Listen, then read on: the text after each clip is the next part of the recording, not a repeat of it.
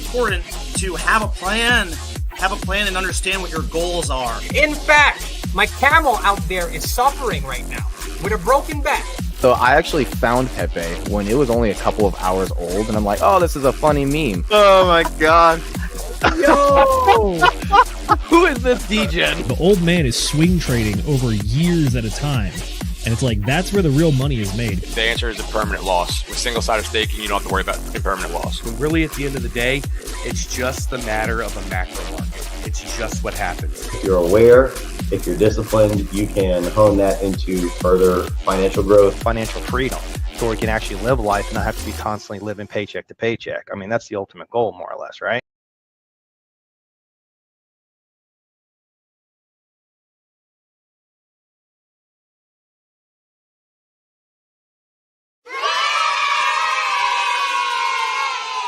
Ladies and gentlemen, boys and girls, crypto degenerates, ducks and squirrels, welcome to the Degen Roundtable Book Club, episode number 63, where we're going to be going through the intro to the Marine Corps' pistol marksmanship, using the pistol marksmanship program, the CPP, or no, excuse me, CPP, CCP? I don't remember what the fucking words were. I used to teach this shit when I was back in the Marine Corps, but it's fucking, that's neither here nor there. For those of you who have never seen me before, hello, my name is Will Stevenson. I am a tower builder that travels around the world, or around the United States, actually, for now anyways, building TV and radio towers. In my free time, I like to talk cryptocurrency and professional betterment and self-improvement to those of you guys who are awesome enough to join me.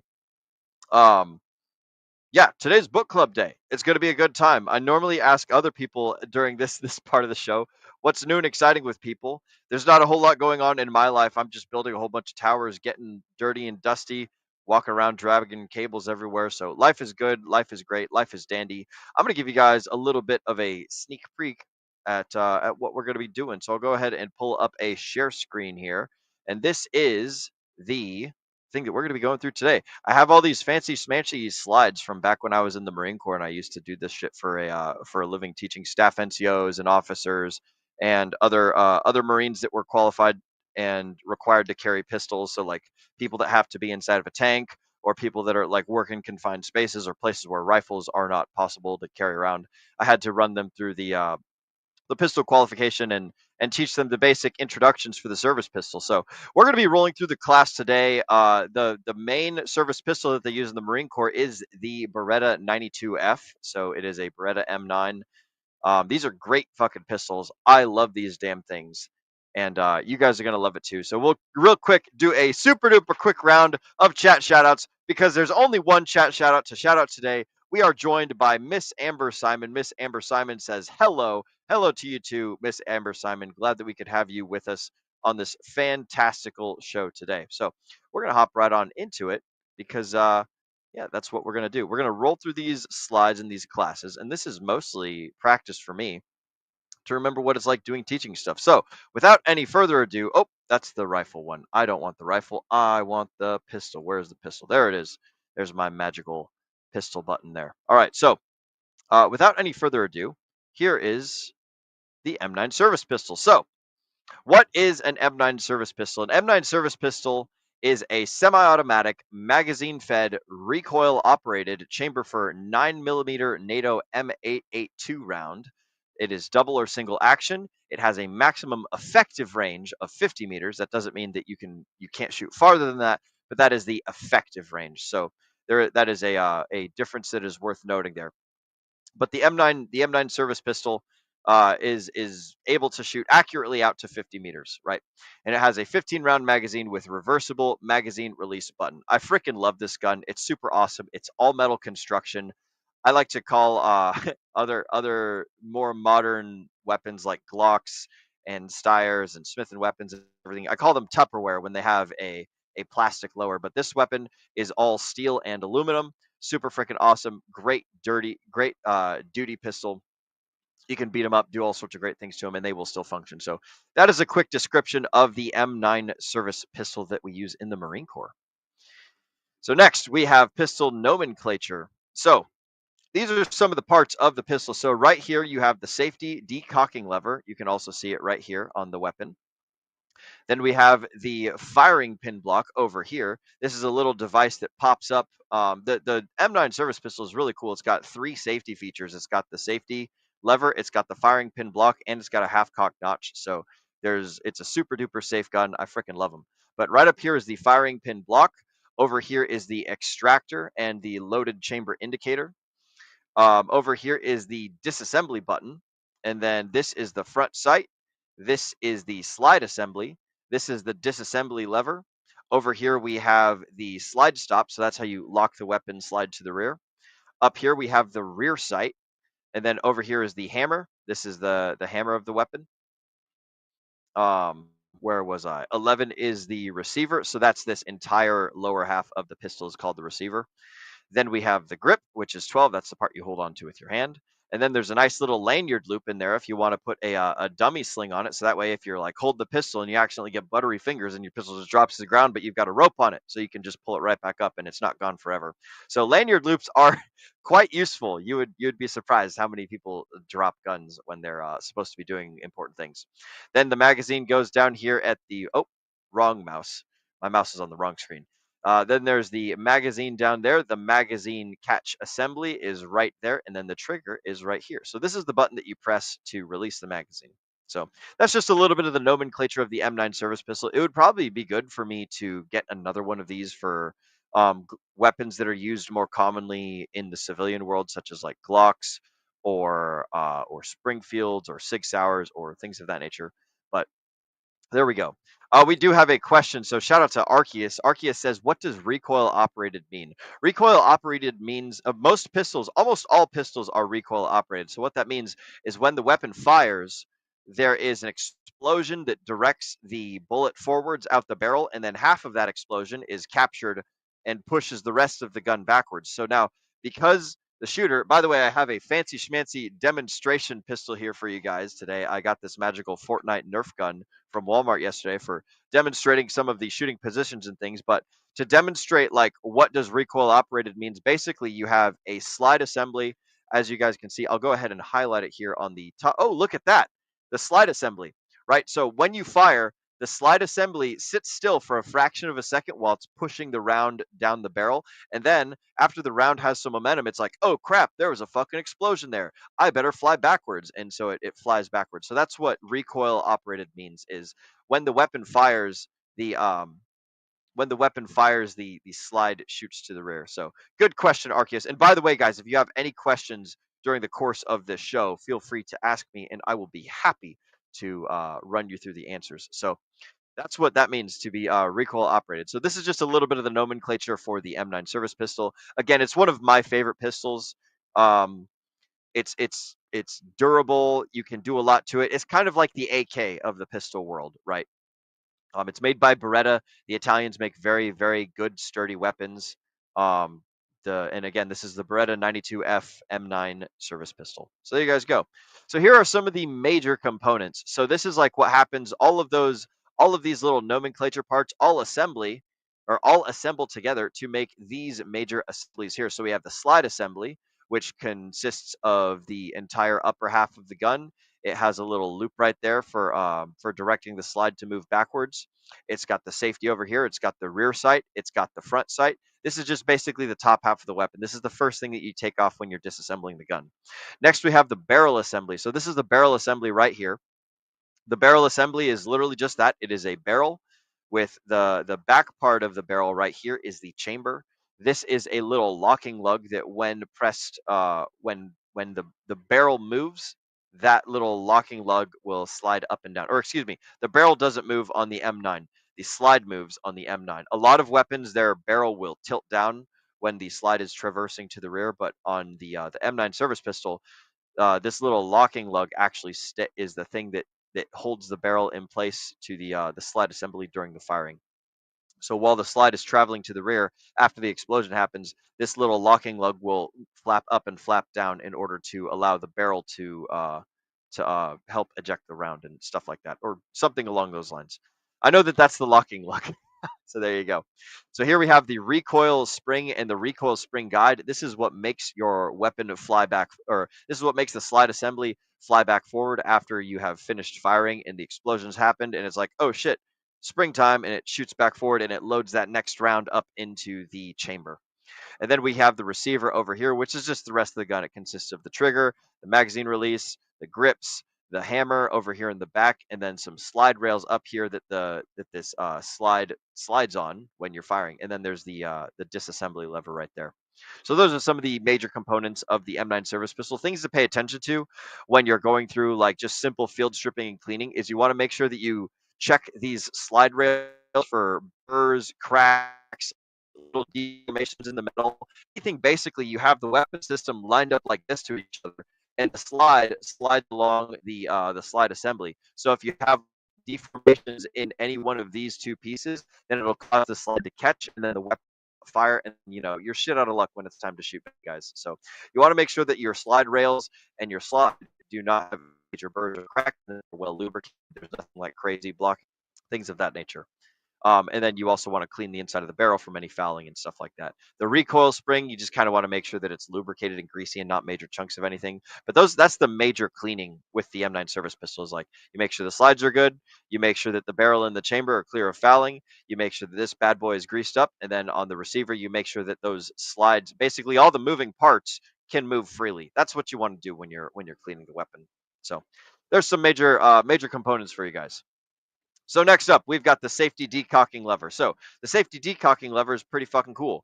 Red on almost any gun means dangerous. Not red means not dangerous. So this is what the weapon looks like when it's safe. This is what the weapon looks like when it is ready to fire. When you're drawing the pistol out of your side, you want to be flicking that safety with your thumb whenever you are comfortable flicking that safety off. So generally when you have the weapon holstered, the weapon will be on safe, right?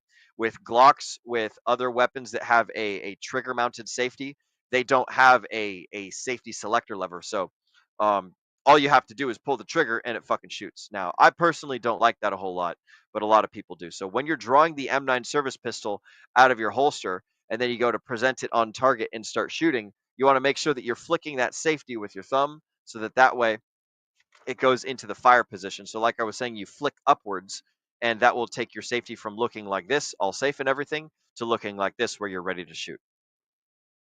All right, the firing pin block. So this is a pretty cool device. So the firing pin is the basically the needle that strikes the back of the bullet. Excuse me. Oh, excuse me. The firing pin is the needle that strikes the back of the bullet and causes the very small little primer in the bullet to explode, which then ignites the gunpowder, which then pushes the round down the barrel. So the firing pin block, this device right here, is actually a really cool safety feature that's on the M9 service pistol. So as the trigger is pulled, the firing pin block moves up and out of the firing pin notch. So what essentially happens there is when the weapon is ready to fire, there's a physical device that is in the way of the firing pin from striking the primer on the round.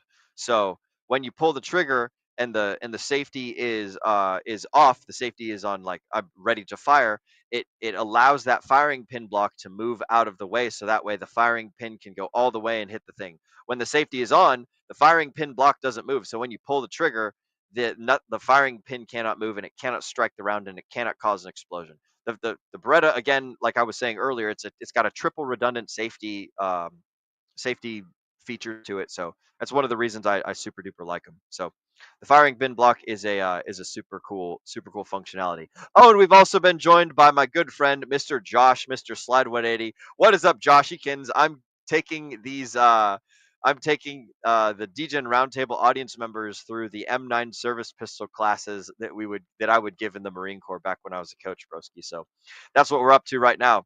It's good to see you, Josh. Shout out to you, my good friend. So there we go. So that's a little bit of information on the firing pin block. It's not really super duper like mission critical information, but it's really good stuff to know that there's just an extra safety feature on this super cool service weapon that's going to be sending thousands and thousands of rounds downrange during its entire life in training and in potentially like combat or life-saving scenarios. So I fucking love this gun.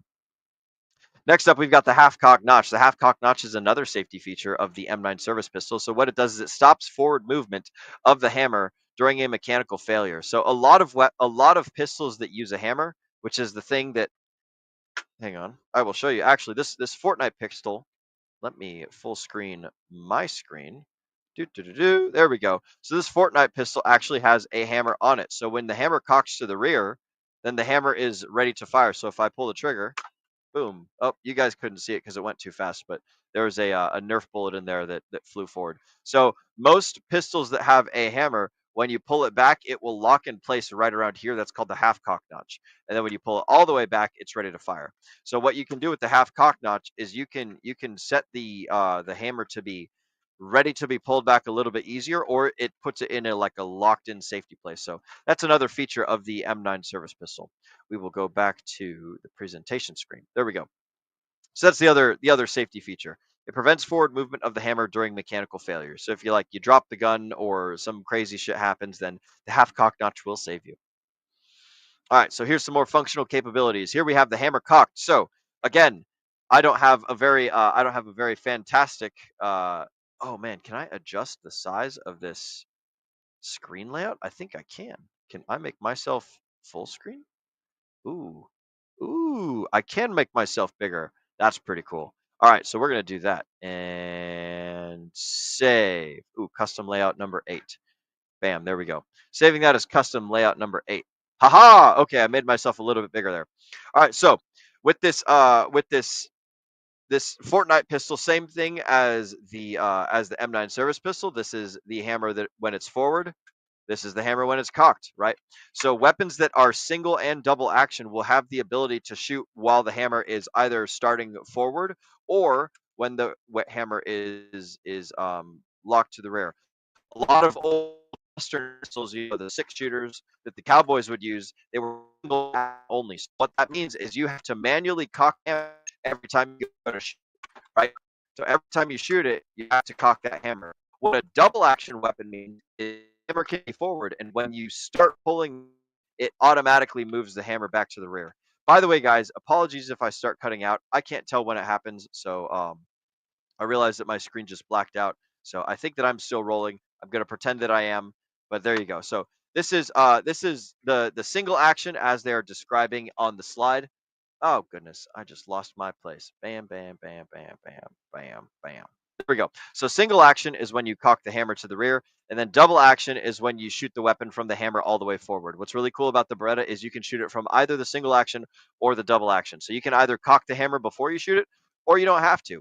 Now, take note that when it is in double action mode, when the hammer is all the way forward, but the safety is off and the weapon's ready to fire, that trigger is forward a lot more than the trigger is when the hammer is cocked to the rear. So when the hammer is locked to the rear, it's a very short trigger pull. When the hammer is all the way forward, it's a very long trigger pull because you have to do mechanical action pulling this trigger to the rear in order to cause that hammer to start going down. So there's a little bit more information for you guys. I'm going to open up a separate internet page so that way I can see if I am still streaming and I can check my audio, because I realize now that I have no idea if my audio is good. I'm going to presume that my audio is good because I've got some questions from the folks at home, and also because I can hear myself now on the live. So that's pretty cool. All right, sweet. All right, I'm going to mute myself so I don't get distracted.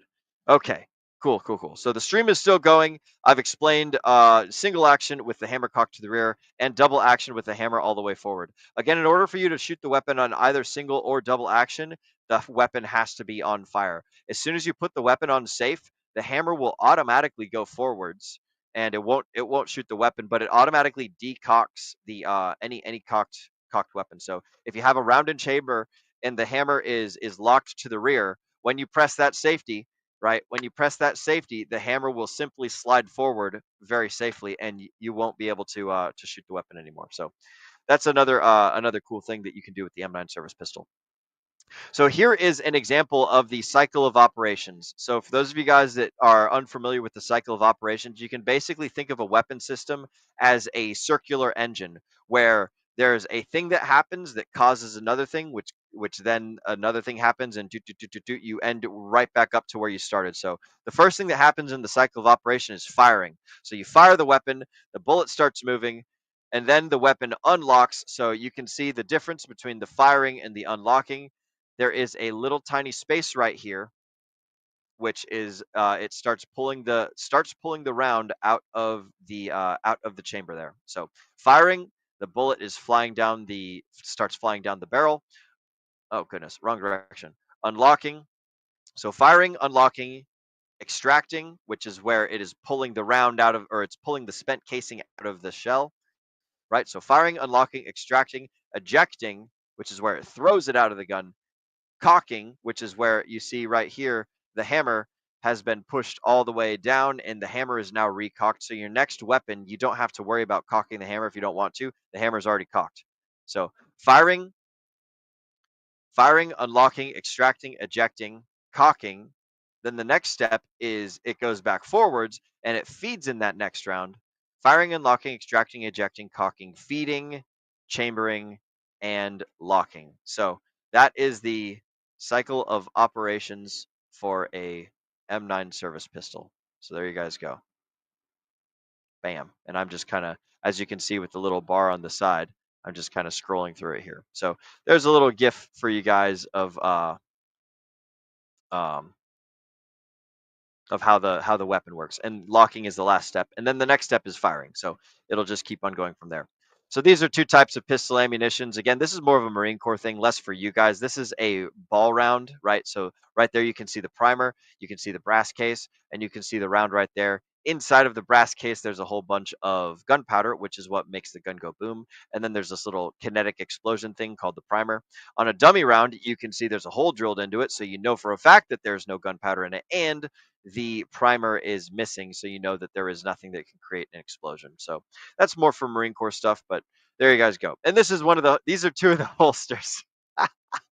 These are two of the holsters that the Marines use. So they've got a leg holster down here, kind of like Han Solo or cowboys.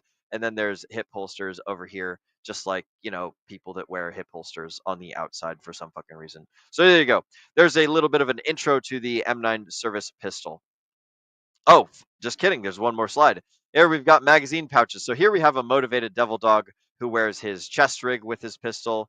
Good for him. I actually have a civilian version of that same sort of chest rig, but I think that I left it outside because normally it has my radio on it. So that's where it's chilling right now. But anyways, that's a chest rig, so that's one of the ways that you can carry a weapon. It's super easy to draw and present when you're carrying a chest rig because your gun's right fucking here. Now the problem is if you're trying to conceal your weapon, then it's like, hey, congratulations, everyone can see that you've got a fucking gun.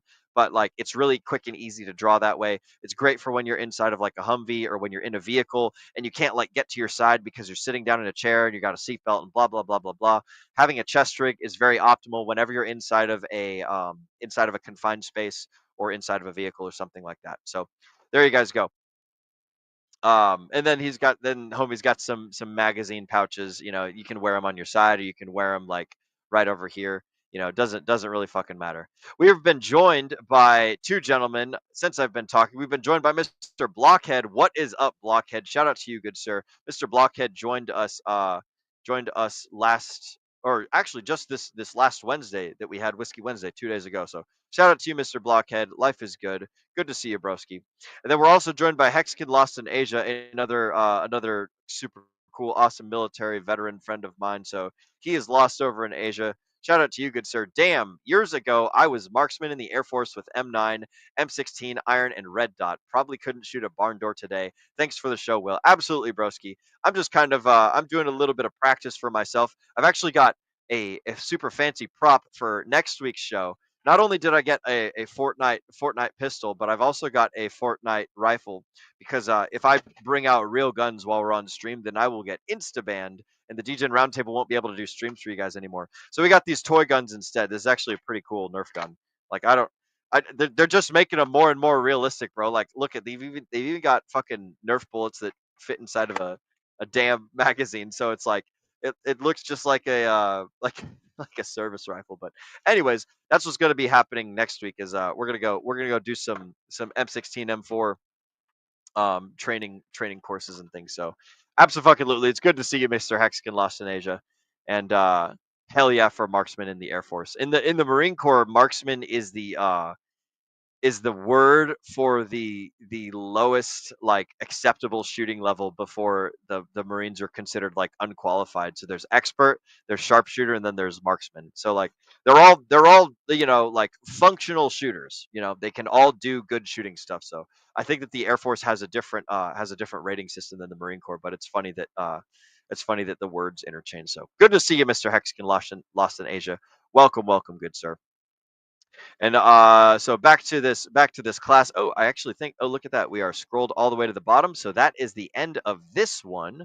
So let's go ahead and walk on over to the next class. So over here, by the way, guys, if you wanted to look at the intro, this basically just like literally just describes the things that we're going to be going through today. So we're going to be covering nomenclature and characteristics, which we already did. Next up is preventative maintenance, then weapons handling procedures, the fundamentals of marksmanship, techniques of fire, standing position and grip, and presentation from the pistol or of the pistol from the holster and the tactical carry, and then search and assess procedures, and also reloading. So that's what we're covering. So I skipped this one because, it's a 2 fucking slide thing, and we don't need that crap. So we just finished introduction to the service pistol.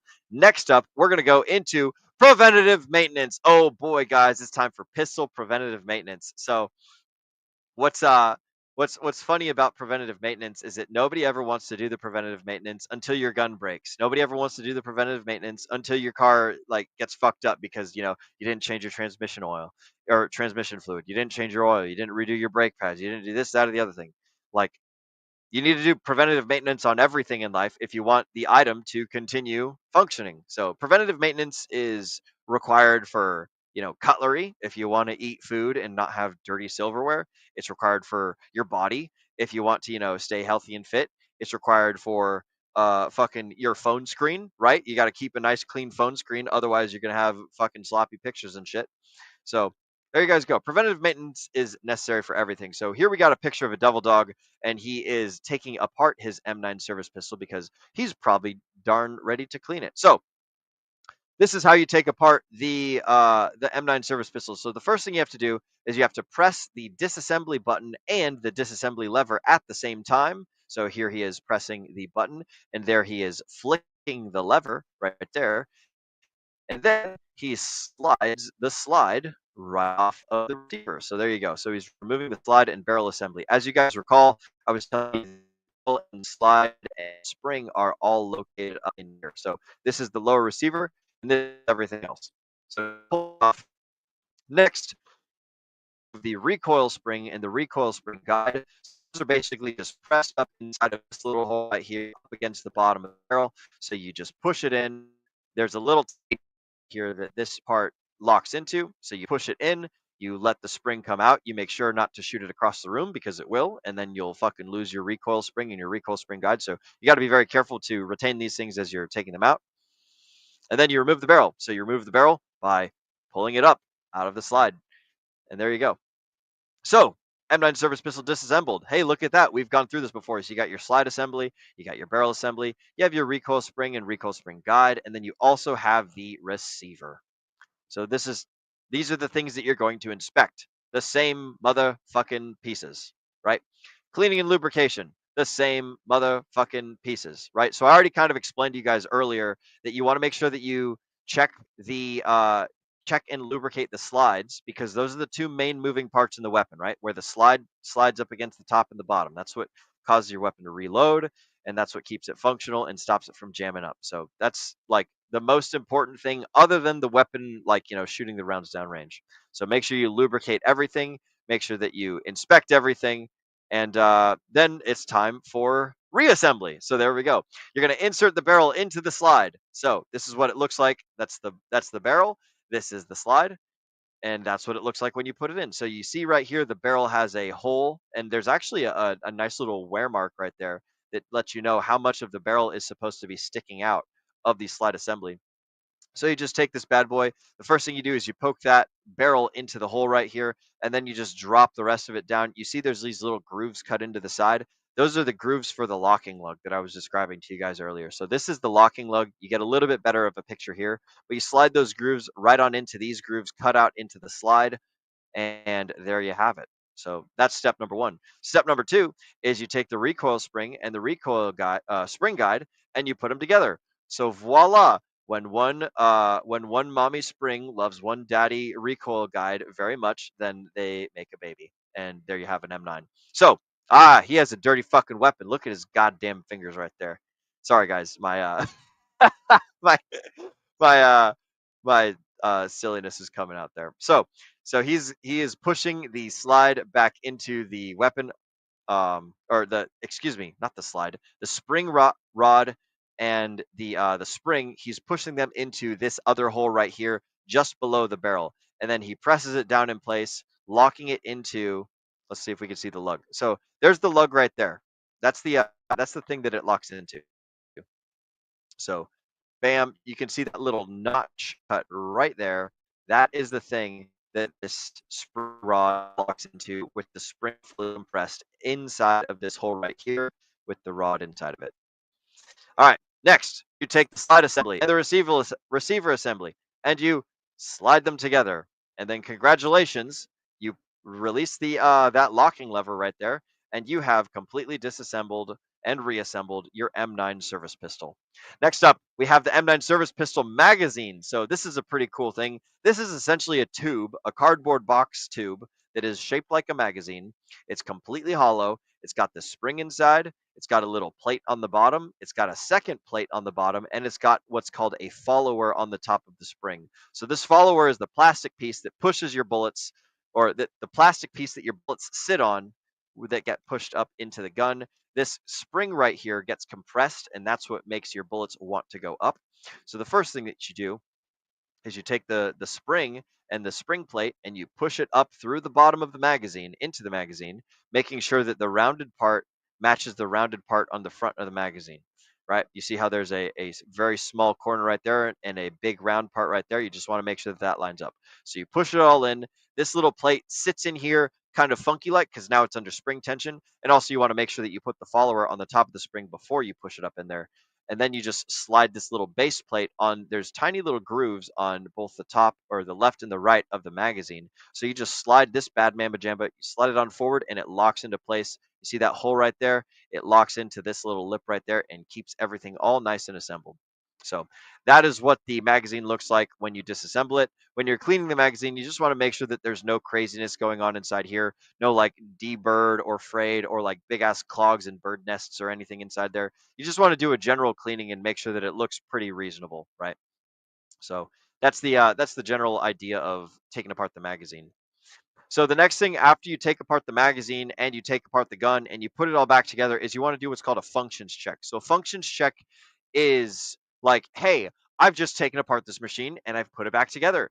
Time to make sure it works before we go out on the range and start trying to put rounds down range, because you want to find out there's a problem before you start shooting live ammunition rather than afterwards. It's the same thing as if you like take apart an engine and you put it back together. You want to make sure the engine works while it's still like on the engine rack before you put it all the way back in the car, and then it's like, oh shit, the damn thing doesn't start. So step one to functions check is you ensure that there's no ammunition inside the chamber, and then with the pistol on safe, oh goodness, with the pistol on safe, you depress the slide stop. So basically that means like if the slide is locked here, you set the slide home. So the slide should return forward and the hammer should fall down, presuming that you have the weapon on safe. Right. So the slide should go forward and the hammer should fall. First thing you do is you pull and release the trigger. The firing pin block should move up and down, and the hammer should not move at all. Then, with the pistol on fire, you pull the trigger. The hammer should cock and fall. All right, so you've pulled the trigger once and it has worked. So now you pull the trigger and you hold it. All right, so you've done your first thing. You've pressed the gun, and what you've done in that instance is you have tested the double action function. So by pressing the trigger and pulling it to the rear, the hammer will go back until it reaches its stop point, and then it shoots forward.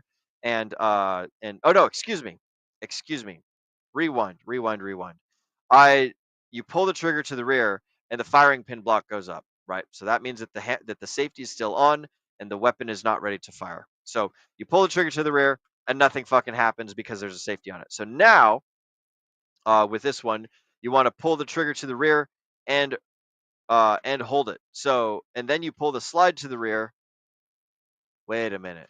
It never said put the weapon on fire. Oh no, it did say put the weapon on fire. There we go. All right. with the pistol on fire, pull the trigger, the hammer should cock and fall. Okay, so that's checking the double action. So let me rewind a little bit and make sure that I clarify because I made a mistake there and I need to explain it to you guys. So step one is you check to make sure that the weapon stays safe when the weapon is on safe. So you have the safety selector lever on safe, you pull the trigger, fucking nothing happens other than the firing pin block does that little up and down thing, right? So that's step one. Check to make sure that the safety works. If the safety works, then the safety works. Step two is you put the weapon on fire, you pull the trigger to the rear, and the hammer should cock automatically and go home on its own because you didn't cock the hammer before pulling the trigger, right? So this is double action and this is single action, right? So there you go. So the first thing you do is you check safety, then you check double action, and then you check single action. So that's the next step that it's describing right here. So you pull the trigger to the rear and you hold it. All right. So while you're holding the trigger to the rear, right, the hammer should fire, and then you grab on the slide, you pull the slide back to the rear, and you release it. The slide will spring forward, and the hammer will be cocked at that point, right? So now that is simulated, you've already fired your first shot, and the weapon has sent the slide to the rear and then sent the slide back home again. But while you're still holding the trigger, that hammer is locked back. So you release your finger on the trigger, and there will be a little tiny clicking noise, and that's the hammer fully setting into place.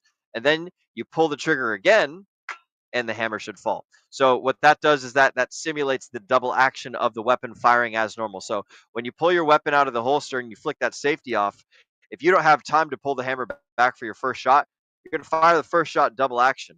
And then because the weapon just cycled, every single shot after that first double action shot is going to be a single action shot because the slide has already done the work of cocking the hammer to the rear for you. So you pull the trigger to the rear and hold, pull the slide to the rear because you don't have ammo in it. You have to simulate the ammo. Pull the slide to the rear and release while holding the trigger. Release the trigger. The click should be heard, but the hammer should not fall. And then you pull the hammer again, and the hammer should fall. Then after that, you place the weapon on safe. So again, just to reiterate it for the third time, you check the safe function, you check the double action function, and you check the single action function. And then once you're done with all that, then that is done. Then you are finished with your user your functions check. So next up, in the serviceability inspection is you perform the functions check, ensure proper placement of magazine release button. You got to ensure that the magazine seats, and you ensure that the slide stays locked to the rear. So if you have an empty magazine, one of the things you'll see in movies, people will be shooting, and then they'll run out of ammo and the slide will lock to the rear. And it'll be like, whoa, the gun looks different this time than it did all the other times. When you put an empty magazine into the weapon, and you pull the slide back to the rear, the slide should lock back, and that's your indicator that like, oh, I'm out of ammo, and it's time for me to reload. So you need to make sure that like when you put a magazine in there, that one, the magazine stays in there. So that's what it's talking about right here. Ensure that the magazine seats, and then ensure that the slide stays locked to the rear. So that's the next part of the user serviceability inspection. So we've checked safety, we've checked the firing conditions, we've made sure that the magazine works good, we make sure that the next part is ensuring that the magazine falls out freely. So this is you press the magazine release button, and then the magazine should fall out of the weapon, right? Because gravity works and things of that nature. If you press the magazine release button and nothing happens, that means your magazine is stuck inside the gun, and we don't want that. So if it is stuck in there, then you got to lubricate it. And if not, then or look for a problem. And if not, and it just falls out nicely, then you're good to go. So next up is you lubricate and work the slide. So like I was telling you earlier, you want to make sure that those parts that slide back and forth on each other are well lubricated because otherwise they're going to cause a lot of friction and wear your weapon out faster.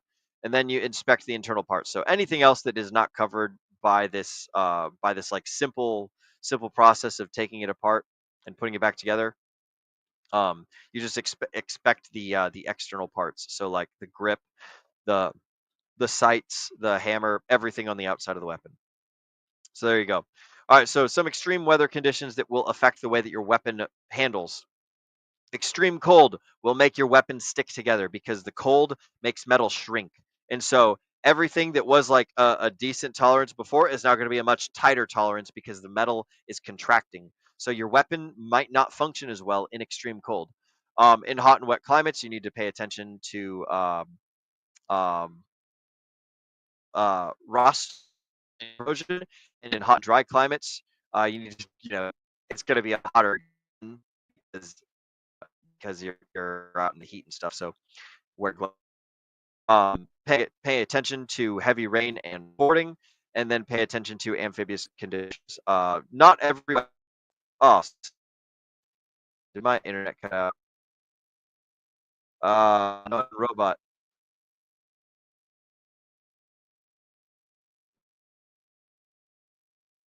Hang on. I think we're looking good. I can't really tell. Dan, one in the chat if everything is good. Two's in the chat if things are horrible.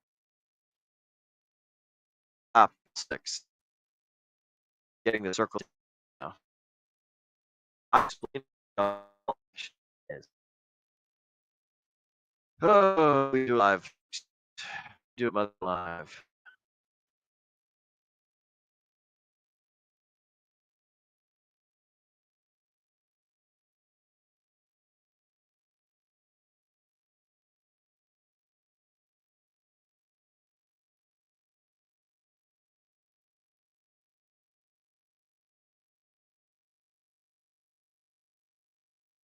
Oh, ho ho,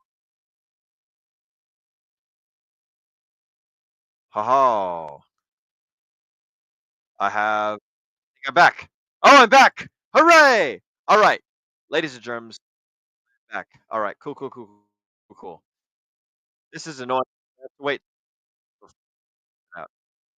Okay, cool. So, I have a question in the chat about what is double action. So, double action is, let me scroll back to that slide because that's a good question. So, oh, this is the wrong class. All right, so here is the difference between single action and double action. All right, so functional capabilities. Double action means that when you pull the trigger, two things happen, right? Single action is when you pull the trigger, one thing happens. So double action is when you go through the act of pulling the trigger, it both cocks the hammer to the rear and it eventually releases the hammer.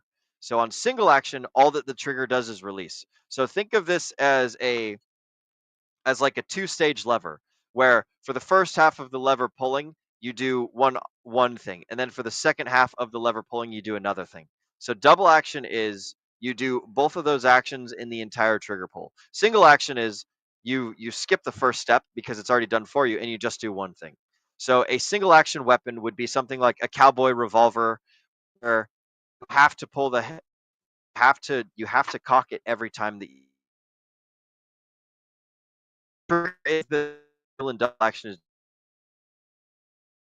not driving with himself. I'm about to do this. Phone. All right. I'm going on StreamYard.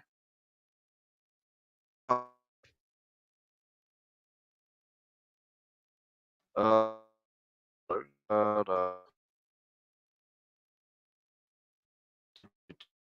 do guys see or hear me?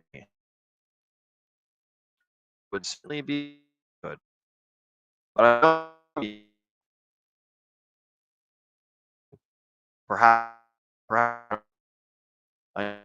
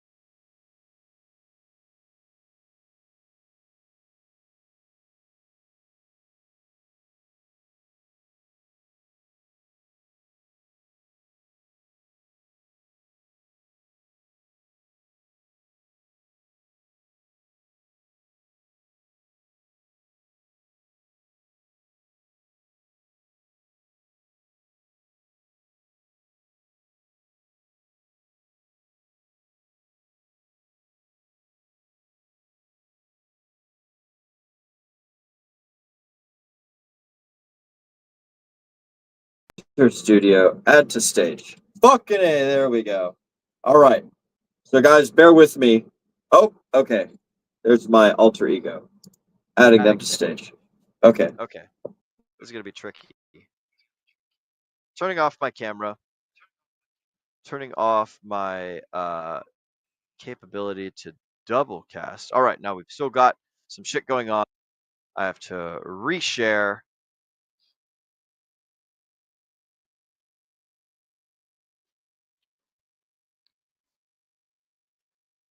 Where am I? Where am I? Where am I? Man, I apologize, guys. This damn Connex internet is not doing me justice. And I'm also hearing myself inside my head like twice, so that's not very helpful. Okay. So, question for double action. I don't know how far I was before I got rudely interrupted by my own damn self, but that's where we are sitting. Okay, mic is muted. Everything's good on that screen. So if my mic fails, then I will keep clicking on. So there you guys go. So now we'll have a full fucking screen.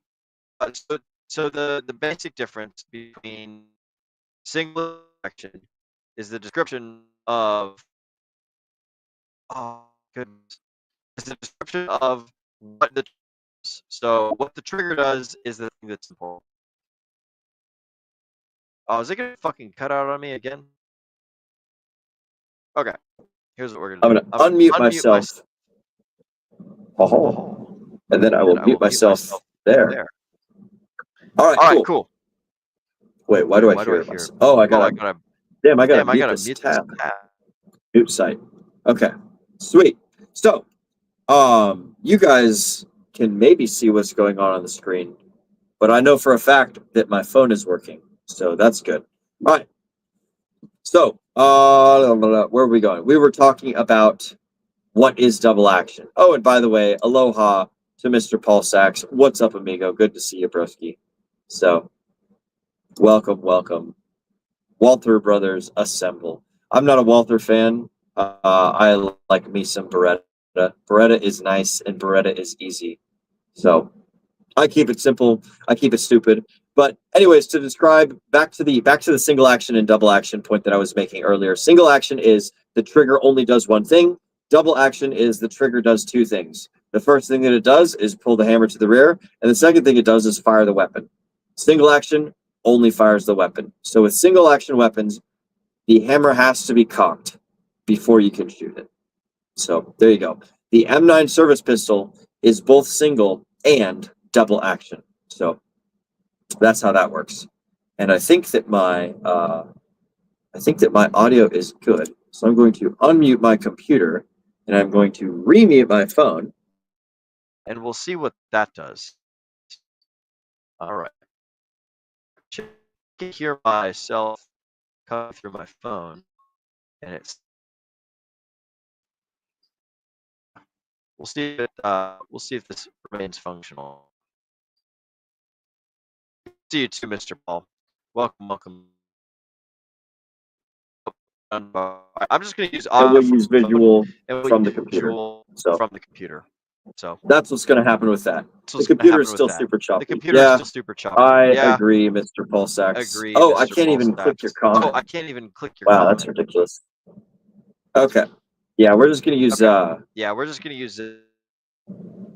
Yeah, we're going to use the audio from my phone. Okay. Cool, cool. So we'll use audio from my phone. So apologies, guys, if my microphone on my phone doesn't match what's going on the screen.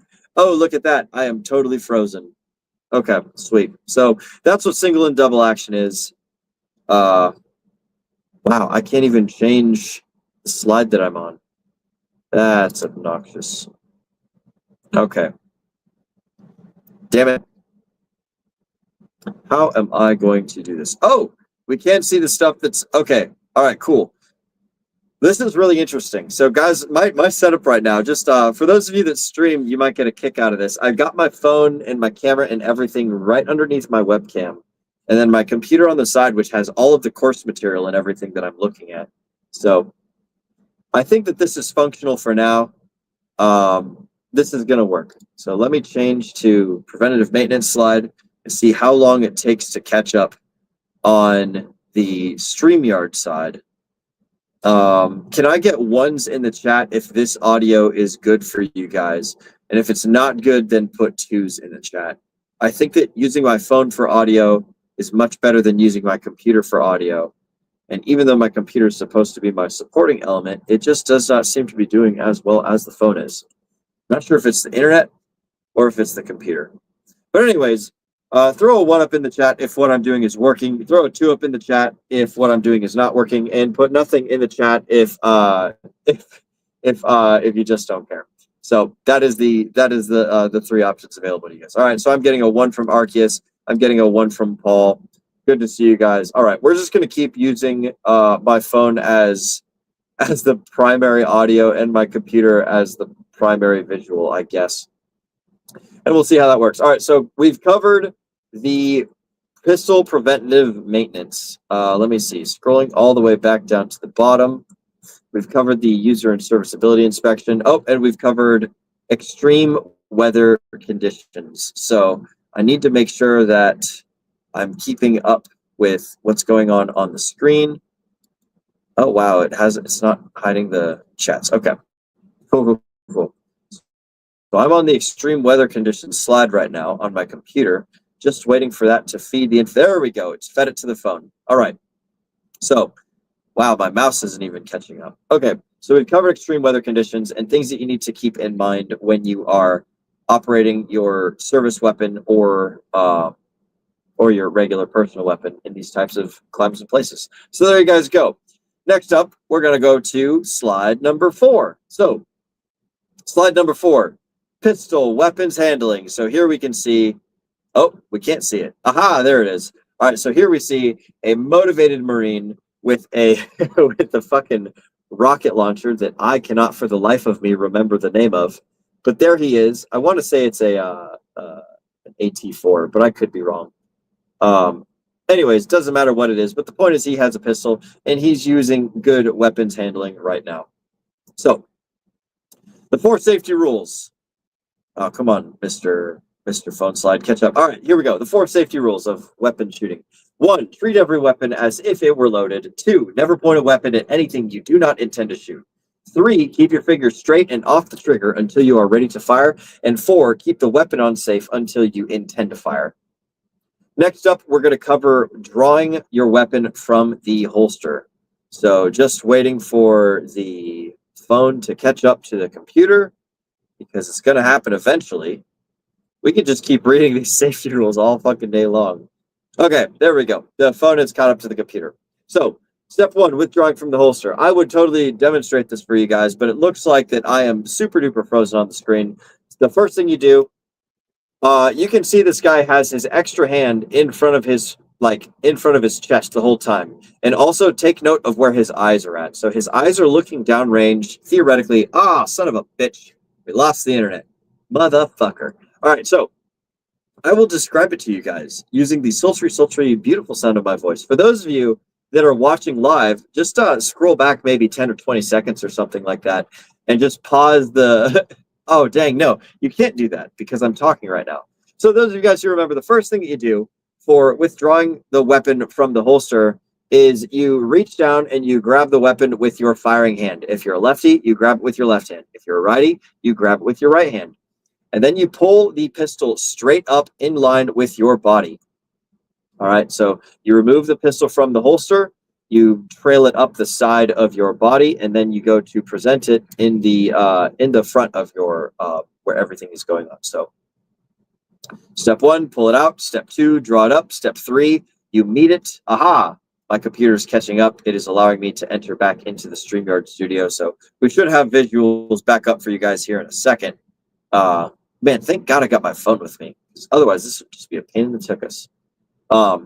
So you pull the weapon out of the holster, you bring it up in front of your chest, and then you point the weapon downrange with a pressing motion. So you start with the weapon in front of your chest, and then you slowly press it outwards. There's two things that we like to describe. Oh, goodness gracious. I got something went wrong again. This is absolutely fantastic. What is up with my internet right now? It looks like everything is good. It's probably a problem with my computer. That's what I'm betting it is. I might need to get a new computer, boys and girls. So there we go. Enter the studio. Or maybe there's a lot of people just doing crazy things on their... maybe there's a whole bunch of crazy people doing crazy things out on the phone and taking up all the bandwidth, something like that. Aha! I can see myself on the computer, but I can't see myself on the phone. Okay. Muting myself on the computer. Okay. We're going to keep the phone audio, and that's all that we're going to work with. So the phone audio is still working. I'm going to pull up my share screen for the slides that I'm on right now. Bam, bam, bam, bam. All right, we're going to get through this, guys, one way or another. This damn class is going to happen. So it'll be great. It'll be awesome. It'll be lovely. Okay, so here we go. We've got withdrawing from the holster. So step one, you pull it out, you grab the weapon, you bring it up in front of your chest, and you do this all in a controlled motion, right? So the reason that he has his offhand out there in front of him is so that it's ready to grab the pistol as soon as it comes up in front. If you have your hand just chilling down there at your side or like raised up in the air doing some crazy shit, then you're not going to be ready to grab that weapon as soon as it comes out for a presentation. So I can see that I can see myself on screen, so I will go ahead. I'm going to go ahead and do a presentation of it for you guys. So step one, right? So we've got our pistol in our holster. I'm just going to tuck it into my waistband here for the folks at home. So this is how you would do a draw and a present. So the first thing that you do is you reach back and you put your hand on the weapon. You pull it up out of the holster. You bring it in front of your face, and then you present it out. So there you go, right? Just that simple. 4 easy steps. Bam-ba-lam.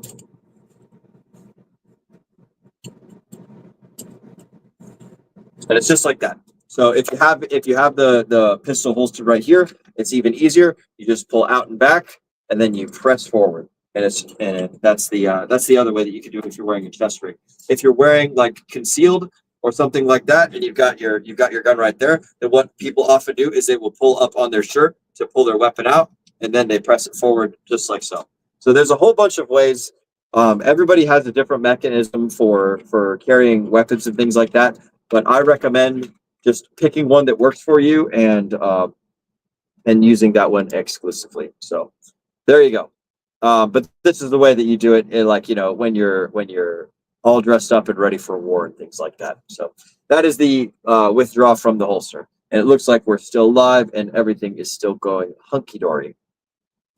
All right, so next up, we've got the tactical carry. So tactical carry is when you've got your weapon like this. It's called tactical because it's tactical galactical. You're pointing to the galaxy, up to the skies and the stars above. Now look at his eyes right there. The important thing to take note of in this specific picture is his eyes. Wherever his eyes looking, they're not looking down at his weapon. They're not looking at his feet. They're looking straight ahead at whatever the target might be, or whatever the thing is on the horizon that is out there that is dangerous. So I'll go ahead and bring up. I will actually no. I don't need to bring up my own screen. This is good enough. So you guys can see. He's got his weapon system. He's got a good grip on it. He's ready to rock and roll, and he is looking past his front sight post directly at the target, wherever it might be. So as you can see on this second picture over here, it does a much better job of illustrating that. And oh, nice! Look, it looks like my computer is lined up perfectly with real life. So there we go. So this is the important thing you want to do when you're shooting pistols. You want to have both eyes open because the targets that you're shooting at with pistol are going to be so close to you that you're going to need both of your eyes to be open so you can maintain situational awareness and not just like honed in and focused on the one particular thing that you're shooting, all right? So remember, both eyes open when shooting pistol. Next up, we've got the alternative, or the administrative transport. So this is like, hey, congratulations, you're carrying your weapon around base. You need to make sure that it's locked to the rear so that people can see this not loaded. This isn't something that applies to you guys. This is more of a Marine Corps thing. So this is just like a professional way to carry a gun that's not loaded, so that way people know that it's not loaded. Blah, blah, blah, blah, blah. Holster transport is when you carry the weapon around and it's in a holster. Very easy. All right, so next up, we're going to go through some condition codes for weapons. So we're gonna this is important for more of like professional or range things, but you know, when you have a gun, it's either going to be loaded or it's going to be not loaded, right? And when it's loaded, it could be either completely loaded or it could be kind of loaded. So with pistols, you have, well, with all guns, I suppose you have 4 weapons conditions, and condition 2 doesn't apply. I don't know why it's always inserted in all of the 4 weapons conditions. They should just say 3. But basically, condition 1 is there's fucking shit in the gun, right? And it's ready to shoot. So you guys can see I've loaded a Nerf bullet in there. So this is a condition 1 weapon, right? I have my weapon. The magazine is in it, and there is a round in the chamber ready to fire, right? Condition 2 doesn't apply because blah blah blah. So the important thing to remember for condition 1 is there's a round in the chamber and it's ready to fucking shoot. You've got the magazine in the gun and a round in the chamber. All you got to do is flick it off of safe and bang, presto, you start sending rounds downrange. Condition 2 doesn't apply. Condition 3 is you've got a weapon and the magazine's inserted, but you do not have a round in chamber, right? So that's like, you can't really do it with this gun because it's either the bullets are in the front or they're not. But imagine you had a magazine full of bullets, you put it in the gun, but you never cock it back to the rear and load that first round in. If you want to go start shooting something, you have to first cock the weapon or you have to pull the slide to put the first round up into the chamber up in there. So if you never do that, then it's considered a condition 3 weapon. And then condition 4 is the weapon is completely unloaded. There's no magazine with bullets in it. There's no rounds in the chamber. That's condition 4. So the main ones to think about while you're carrying a weapon are either condition 1 or condition 3. Condition 1 being like, it's ready to fucking rock and roll. You see a lot of videos online of people accidentally shooting themselves because they thought their weapon was in condition 3, but it's actually in condition 1. They thought that there was no round in the chamber, but turns out there was. So they go to like holster their weapon, they accidentally pull the trigger, and blam, they shoot themselves in their leg. Or they pull the weapon out of the holster, and blam, they shoot themselves in the leg. You can't shoot yourself in the leg if there's no round in the chamber. So a lot of people, when they carry a gun, they'll carry it with the magazine in the gun, but they won't rack the slide back. So that's the first thing that would have to happen when they pull the weapon out of the holsters. They would have to pull it out, rack the slide back, and then present it to shoot it. So there you guys go. Those are just some simple, quick little weapon service conditions. If you're ever in a rifle range that's like a public rifle range that has other people at it, then odds are they will ask you to put your weapon in condition 4 before anyone goes down to the downrange area. So like if you want to go change out or check your targets or things, they'll have you completely unload the weapon, take the magazine out, and generally they'll put like something inside of the chamber so that way they can see like, hey, this weapon is unloaded. There's nothing unsafe in there. So there's some weapons conditions for you guys. And by the way, it looks like we've been joined by a few people. We've got Tam in the chat saying, hello, my lovelies. Hello to you too, Tam. It is just me tonight. It is me and a copy of me because my computer keeps failing. And so I had to bring my phone into it. So it's good to see you, Tam. Welcome to the stream. We're also joined by Mr. Hex Glenn. What's up, Hex Glenn? Good to see you, broski. I hope you got your stickers and you like them and that life is good. Welcome to the chats, Mr. Hex Glenn. All right, so carrying on, everybody, with the M9 service pistol weapons handling stuff, we're going to go through weapons commands. Oh, this is actually not at all related to you guys. This is all for what people do on the rifle range in the Marine Corps. So we're just going to go ahead and skip past it. But they're basically talking about like, hey, make your weapon kind of dangerous, make it completely dangerous, or like start shooting people. So we'll skip right past that. Ceasefire is very important. If you ever hear ceasefire, then stop firing. There you go. Next up, we've got filling the magazine. So here's a picture of a devil dog, and he's putting bullets inside of the magazine. So the first thing you do is you put the first bullet in. Hooray! And then when you go to put the second bullet in, you want to first press down on the last bullet with your thumb that's holding the magazine. So that way it's nice and easy to slide that next round in there. So there you go. So making a condition 3 weapon, his weapon is unloaded, and now it's loaded. If you look at it, if you take a look at his eyes, he is looking downrange at his target, but still also at his weapon at the same time. So this is one of the things that they teach us. When you're reloading a weapon, you don't want to load your weapon down here because it's like, if I'm looking at my gun down here, then I'm not looking at the bad guys over there. right? So every time you go to load your weapon, you want to put it in front of your face, in between you and whatever the thing is you're shooting. So if for whatever reason, like my camera is the bad guy, right? I want to put my gun in between my face and the bad guy so that I can see the bad guy, and I can also see the weapon with my peripheral vision, right? So the homie, he's loading the weapon up right here in front of his face, so that way when it's time to go shooting, he can just bring the gun back up and go back right into shooting. So there you go. So he has made a condition 3 weapon, which just means that he's put a magazine inside the gun. Making a condition 1 weapon, here you can see he's still got his eyes downrange. He's still looking at the thing that he's shooting at, and he's pulling the slide to the rear right here, and then he releases it, and the slide goes forward, and he's down in the bottom corner, ready to shoot. So next, he is unloading the weapon. So he's still looking downrange at the target, and he's pressed that magazine depress button that I was telling you guys about earlier. The magazine starts coming out. He removes it out of the weapon, and there you go. And then this is if you still have a round inside the chamber after you have taken the magazine out. You just flip the gun to the side, right? So that way, when you pull it back to the rear, the bullet just falls out of the ejection port at the top of the weapon. So you guys can see right here, there's a little hole. This is where it shoots the brass out every time that the gun is done shooting. So if you just pull it back to the rear, then the bullet will simply fall out of that little hole right there. Next thing you do is you check inside the weapon to make sure that there's no bullets in there, there's nothing dangerous. That way you can proceed normal operations. After you're done shooting, you always want to check the barrel and check the chamber, make sure that there's nothing in there so you don't accidentally shoot someone. And then you can show it to a friend. See, here's his friend. He's being like, oh yeah, looks like a clear gun. I can see inside the chamber through the ejection port. And this guy's super duper cool guy for doing that. So there you go. Next thing you do is a chamber check. So, oh, and this is something you can do when you have a full weapon. So if you've got a magazine in the gun and you don't know if they're still around in the chamber, then all you do is like what he's doing right there is you just pull the barrel back just a little bit. So you guys can see where the slide marries up to the barrel. If you just pull the weapon back a little bit, they didn't do a very good job of taking this picture here, but let me see if I can zoom in. Oh, I can zoom in. Oh, so check that out. He's got his pinky on a piece of brass, which is the bullet. So he pulled the weapon, he pulled the slide back to the rear just enough to be able to physically feel a bullet right there. So as soon as he pushes that slide back forward, then that brass is covered back up and it pushes right back into the gun. And there you have it. So that's pretty cool. I didn't know I could zoom in and out like that. So that's called a chamber check. So that's just like, oh, I don't know if there's a round in the chamber or not. So you just pull the slide back just a little bit, enough to see.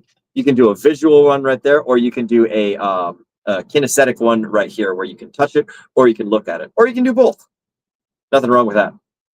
Also, here is a round indicator. So this is the extractor that flings the bullets out after every shot that you fire. This is actually a leaf spring, and when the slide goes all the way back to the rear, it flicks the round out. So a lot of them have a little piece of paint on it that lets you know, like, hey, when there's a bullet in there, this little piece of paint will stick out. So there you guys go. That little red thing is the round indicator. So this is how you look at a magazine. The magazine has in between 5 and 10 rounds in it because you can see brass at the 5 and you cannot see brass at the 10. So the bullets are, they come in a brass casing. So if you see yellow inside of one of these holes, then that means that you have those, you've got those bullets inside the magazine there. So that's just, it's a little viewing port. Oh boy, corrective action. So if there are 2 different types of things that happen that are problems. All stoppages are, all malfunctions are stoppages, but not all stoppages are malfunctions. So a stoppage is anything that unintentionally interrupts the cycle of operations. So basically, you pull the trigger and nothing happens, or you pull the trigger and it does, like, it shoots, but it doesn't eject the round out, and you can't go to the next step. So a stoppage is just like, hey, we've got that firing, unlocking, extracting, ejecting, cocking, feeding, chambering, locking cycle, that 8-part cycle, right?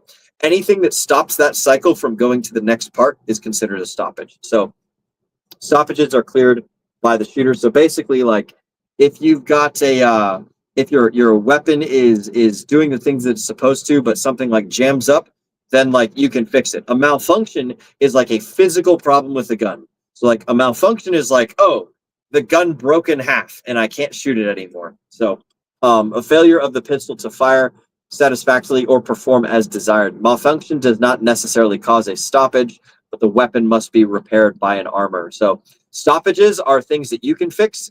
Malfunctions are like mechanical problems that like require a higher level of clearing and stuff. And you need to be able to determine the two when you're shooting. So like if you get a piece of brass stuck inside of the gun somewhere, then that's a stoppage because you can fix it. But if you get a malfunction, like you pull the trigger and it falls off, then it's like, oh, well, that's not good, right? So anyways, stoppage you can fix, malfunction you cannot.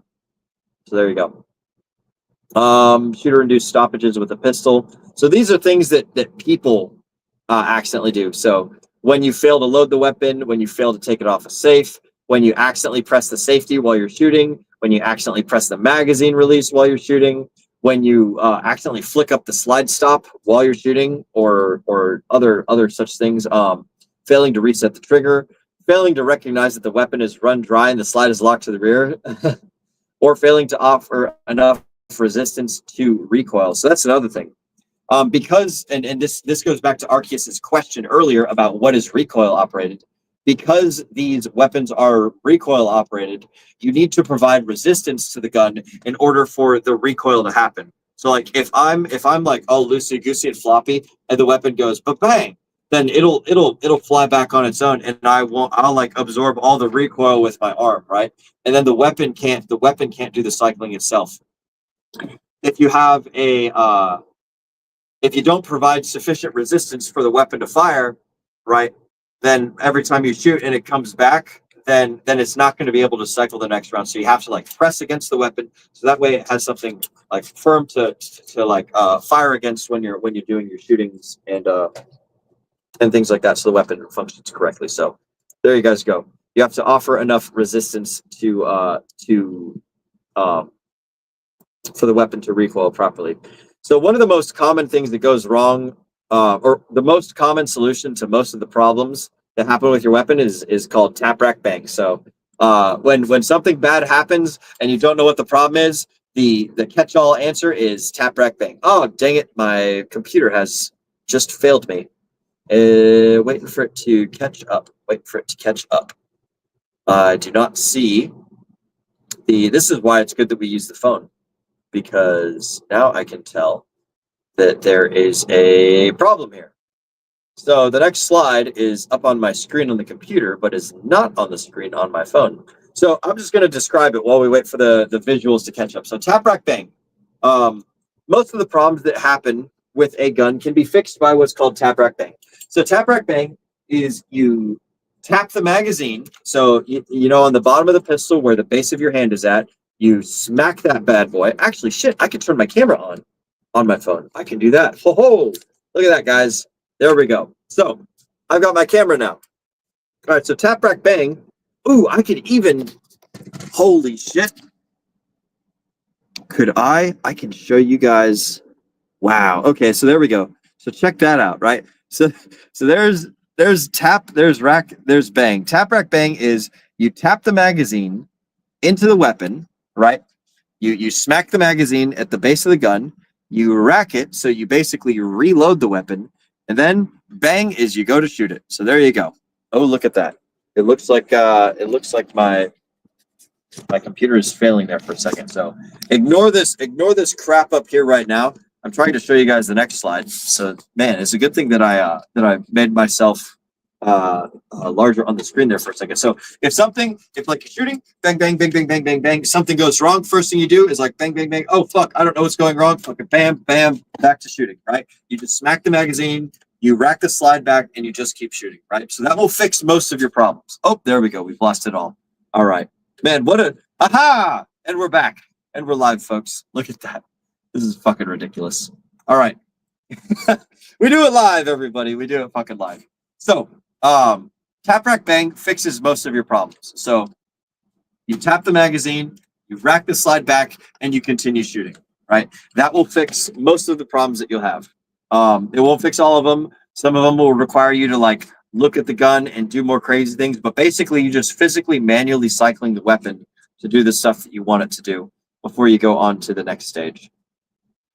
All right, next up, we've got a visible obstruction. So that's another type of problem that happens. So basically, you guys can see over in the center of the screen or on the far left of the presentation, there's a piece of brass that is jammed up inside of the gun. So that's a round that has fed sideways or has failed to extract completely. And if you see that happen, then basically all you need to do is rotate the gun sideways, pull the slide back to the rear, jiggle the piece of brass or the obstruction out of there, and then voila, Bob's your uncle, and you're good to go, ready to shoot again. So it looks like my computer has caught up with me. Excellent, excellent. All right, so visible obstruction, you tilt the gun to the side, you pull the slide back to the rear, and then jiggle the thing out, and then congratulations, you're back to shooting. And that's all there is to it. Show clear transfer, this is more of like how you hand off a weapon to somebody. This is basically just like, it's a courtesy thing. So whenever I go up to someone and I'm like, hey, buddy, I've got a gun right here. I'm going to give it to you. The polite thing to do is to lock the slide to the rear. So that way, if they want to, they can visibly see that there's no bullets in there, right? And then you hand it to them so that they can grab the handle, right? You hand it to them by the handle so that like you're essentially like giving them the authoritative position in this dangerous tool that you're about to hand them. If I have a gun and I want to give it to you, I'm not going to give it to you by going like this, like, hey, buddy, here you go, take the gun. It's like, no, here, take the weapon. That's how you like politely and respectfully hand somebody a weapon. And you want to do it in such a way, as you guys can see on the screen, you want to do it in such a way that they can see that the chamber is clear and that the weapon is like it's in a safe condition. So I know what the weapon is. I know what the condition of the weapon is. I know that it's loaded or unloaded. And when I'm handing it to someone else, it's like, hey, congratulations, bro. You don't know until I show you and I tell you. So it's just a polite way to keep people informed on what's going on. And I say polite because in the civilian world, it's polite. In the Marine Corps world, if you try and hand someone a loaded weapon, they'll fucking probably kick the shit out of you and, like launch you down the stairs or something. So you don't want to do that because that's like super dangerous and they'll get very angry with you. But in the regular people world, it's just super polite to do this. So don't ever hand someone a loaded weapon. Always make sure that it's clear, and then you pass it to them so that they can grab the handle. And yeah, that's how you properly transfer a weapon, by the way. All right, condition unknown transfer. So this is not something you want to do. So it's like, hey, congratulations. I'm not telling you that this gun is safe, or like, this gun is specifically loaded and I need to give you a loaded gun. This is how you would do it, is you put your hand around the barrel and you hand them the grip, right? And you want to do it in such a way that the barrel is not pointed directly at you, right? So this is a bad example of how to hand off a gun, right? Because I'm giving you the gun while it's pointed directly at me. Like, I don't know if you guys can see that. A better way to do it would be you hand it to them like this, like, hey, here, take it. And then if they're polite, they take it this way and then they point it in a different direction. Away from whoever the hell is around. So you hand them the weapon like this, and then they take it, and then they go and do other things with it, and they don't point it at anyone, right? Remember, treating every weapon as if it were loaded is the first weapon safety rule. The second one is never point a weapon at anything you don't intend to shoot. So if you've got an unknown weapon status and you're handing it off to someone, like, you need to make sure that the barrel's pointed in a safe direction and that the gun doesn't accidentally point at someone, because God forbid it fires or something like that. So there you go. And that concludes the weapons handling class. Next, we're going to talk about the pistol standing position and grip. So look at that. We've got a really beautiful grip right there. We've got a pretty decent standing position. I would do it a little bit differently, but that's just me personally. We can't really blame these guys. These are basically the journalists of the Marine Corps. They're called the Combat Camera. They're pretty cool cats. They take a lot of great pictures and stuff, but they're not exactly like combat mindset all the time. So this is a good picture, though. It very, very well describes the things that they're supposed to be doing. So the first thing that you want to be aware of is the stability of the hold. So the ability to hold the pistol sight still on a designated area of a target. You need to make sure that you pay attention to the size and the distance to the target to dictate how critical stability of hold must be. Smarter target and longer ranges requires a more stable hold, and then large target and short range requires less stability of hold. So I'm going to go ahead and put the screen on me for a second, and I'm going to show you guys like what that means here. There's this really great scene, and I forgot what the name of the movie is, but it has Tom Cruise in it. But he's basically getting jumped by three guys in an alley, right? And so there's two people in front of him and there's one person off to his side, and he doesn't sit there and like get in like a really good, like solid shooting position and like bang, bang, bang, shoot them all. He goes, no, like bang, bang, bang, bang, and then fucking shoots the other guy. Like he just like super unstable, like crazy, because it's super close quarters. So what this slide is saying is when you're in close quarters, stability matters less. It's more about speed. It's more about accuracy at that point. So when people are like nice and close to you, you like, you know, you put your head right above the line of sight on the gun, you know, because you're not going to have time to bring it up to you, but you want to at least like get your head above the, here we go. There's a good example, right? So I'm pointing the gun at the camera, right? Again, it's a Nerf gun.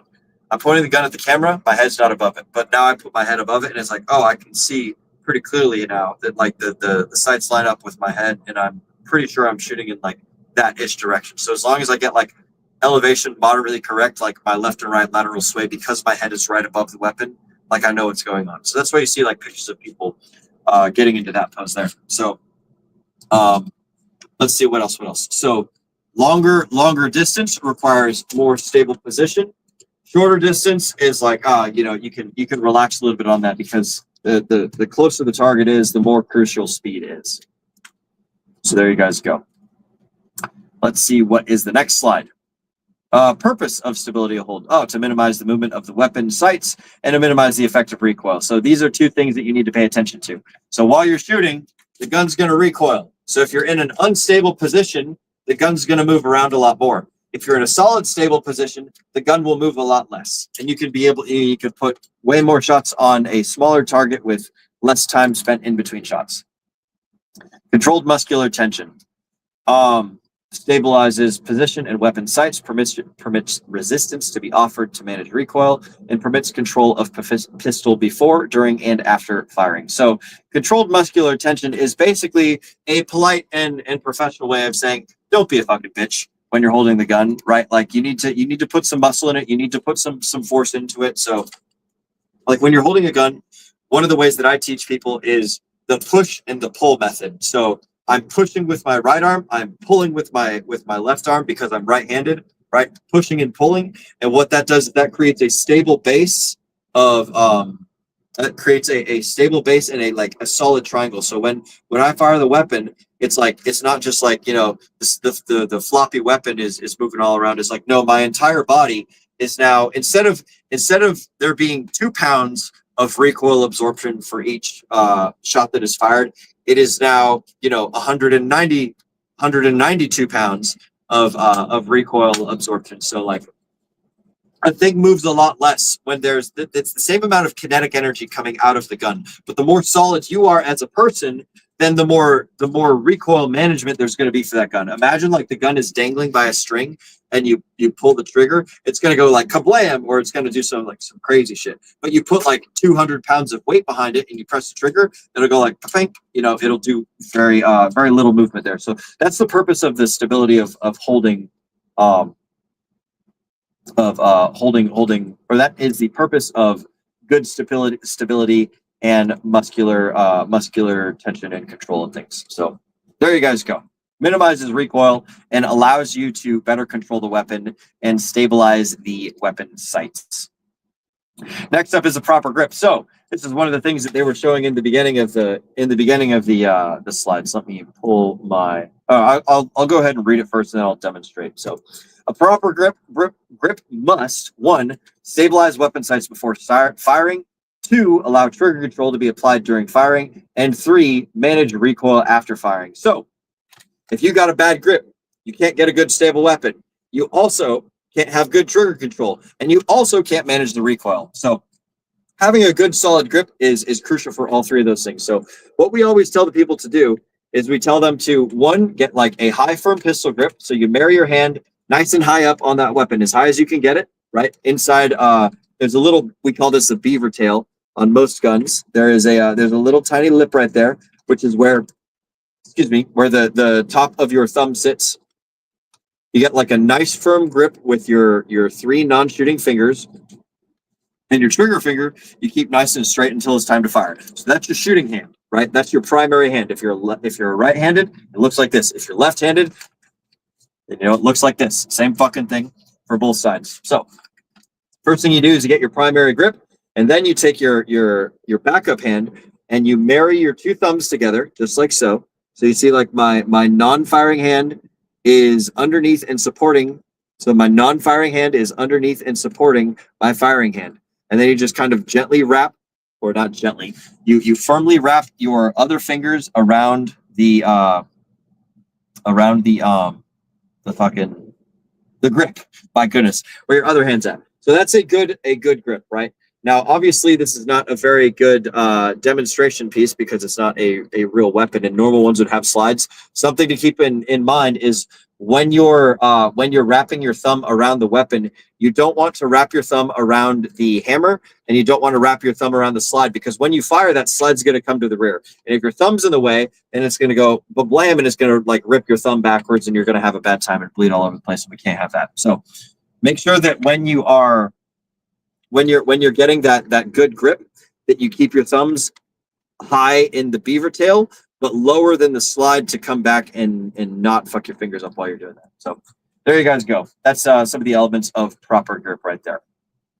Let's see what is next. We've got the isosceles stance. What is the other one? Do they have the weaver? I don't think they have the weaver. All right, they just got the isosceles. Cool. So the isosceles is my favorite stance. I'm going to need to actually maneuver this camera a little bit so that way you guys can see the floor. Okay, isosceles stance. Excellent. So the isosceles stance is just as he is doing right there. You've got your feet are shoulder width apart, right?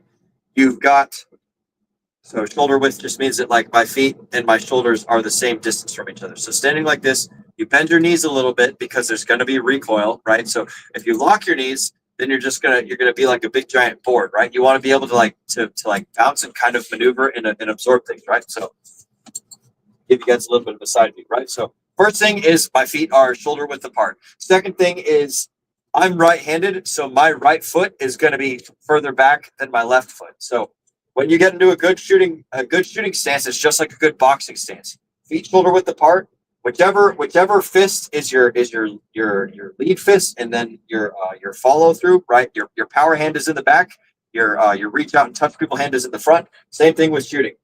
You want to put your non-dominant foot. So like if I'm shooting right, then I put my left foot forward, just about a half a foot length. I don't know if you guys can see that. Oh man, if I get rid of, I'll just make myself full screen. There we go.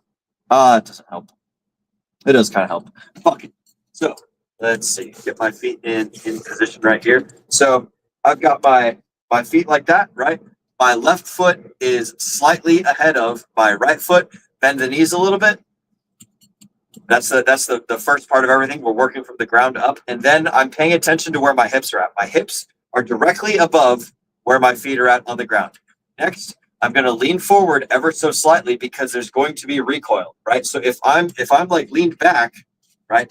If I'm leaned back, then my body weight is already like halfway leaned back, and I'm going to have a bad time when I go to shoot because I'm going to fall off balance over the slightest little bit of trouble. So, you want to make sure that you get in a nice, good like semi squat position. You just want to be able to kind of duck around and jive and do things. Oh, son of a bitch! My camera. Fuck. Okay, it's okay because we've got the backup camera. Oh no, my primary is a full screen. Dang it. Okay, hang on, guys. I'm gonna make my backup self. Oh goodness gracious. We do it live, everybody. We do it motherfucking live. So let's see here. How do I still keep describing this without a yes, thumbs forward. You're absolutely right, Mr. Moonpilled Rational Optics. I know you said that 10 minutes ago, but you're absolutely right. Thumbs forward. Thumbs forward indeed. Oh, shoot, look at that. Okay, so I'm not able to pull up. Aha, there we go. Oh, look at that. It kicked me off of the, it kicks me. Okay, so let me do this. Does that help? Oh, it does help. All right, cool. I have to figure out how to position my phone to where I can. It's a lot easier with a webcam. So let's see if this could be a good phone prop device. Bam. Okay. I think that's working. All right, sweet. So where were we? So we've got our pistol. We've got our thumbs forward, like Moonfield Rational Optics was saying, right? So we've got our good basic warrior stance. Our non-dominant foot goes forward just half of a foot length. The next thing that we do is we bend the knees, just get a little bit of maneuvering room in there. You lean forward just a little tiny bit. You've got your right hand pushing and your left hand pulling, and that's an isosceles position, right? It's called isosceles because you basically make an isosceles triangle. As you guys can see, like each arm is the same, is like the same distance from my shoulders as the other arm. So this is isosceles. In the past, people used to teach Weaver. This is a Weaver stance. You can see that when I point down, my shoulders are a little bit, they're a little bit different distance from the pistol. So like my non-dominant, my left hand is closer to the pistol than my right hand, right? So this is an old shooting style, the isosceles, or excuse me, this is the isosceles, right? It's called the isosceles because my shoulders make an isosceles, and then this is the Weaver. So this is the way that you see like people shooting in like old movies and westerns and things, is their body is bladed towards the target. Isosceles, your body is squared away to the target. Squared away body allows you to mitigate and absorb recoil faster than a bladed body. So that's why we do the difference there between those two. Let's see if I am back in business as far as the computer stuff goes, because homie up there is doing the isosceles. So let's see. Okay, isosceles stance and the Weaver stance. Turn off that camera. And we are back. Oh no, we're not back. My webcam is all fucky. Look at that. Jeez Louise. Man, I'm glad that no one else is on the show with me tonight, because this would be super duper embarrassing to have to explain to them like what the hell's going on right now. Okay, so that is the isosceles stance. As you can see, he's in like kind of a sort of kind of boxer stance right there. That's why I was describing to you guys. It's kind of like a fighting stance. There we go. So we can still see the floor. All right. Oh, and look at that first aid station right there, ready to rock and roll. It's almost like I knew what was going on. Okay. And then tilt that up a little bit. There we go. We're in the perfect camera position, and our isosceles stance is in the perfect isosceles stance position. So, that's the isosceles. That's the isosceles grip. So like Mr. Moonpilled Rational Optics was saying here, thumbs are going forward. So as you guys can see, homie's thumbs are pointed directly forward. They're married to each other. You can't really see it here very well, but like when the slide shoots back to the rear, it's going to miss everything on his hand. So he's A-okay in that respect. And his thumbs are not like on top of this crap over here. So he's going to be A-okay. All right. Let's see. Okay, so this is the isosceles standing position. As you guys can see, his sights are aligned with his dominant eye, his right eye, and he does not have his knees bent, and he does not have his shoulders rolled forward. So when he goes to fire, he'll probably like rock back a little bit.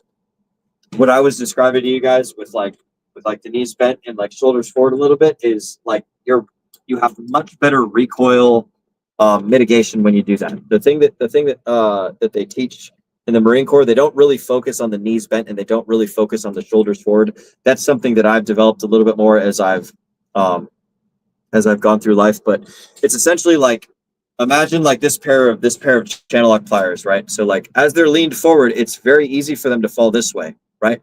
When it's standing upright, it's super easy for me to knock them back.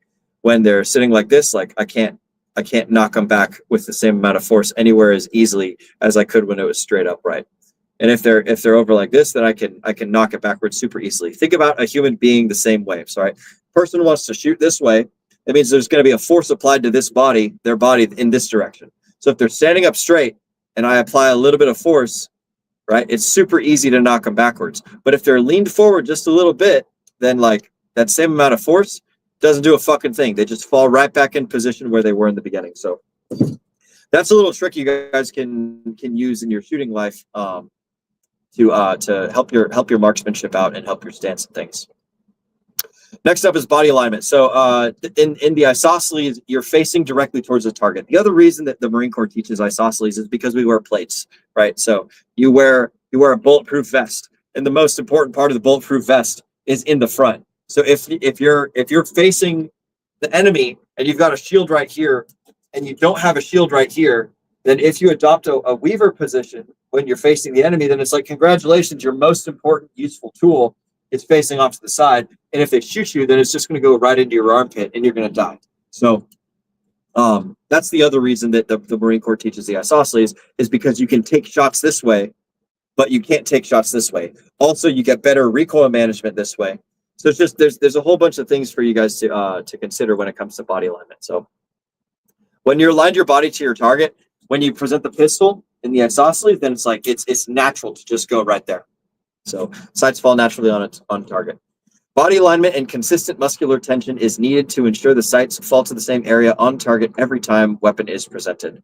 So yeah, if you keep your body aligned and you keep your muscles not like flexing to maximum power, but like if you just stay like moderately tense, then every time you shoot, you will end up right back in the same spot every single time, because it's like you've created a baseline for yourself. All right, let's see what else they've got in here. Selecting a firing position, mobility, observation of the enemy, stability. So that's like basically like you don't want to be like, fucking sitting out in the open.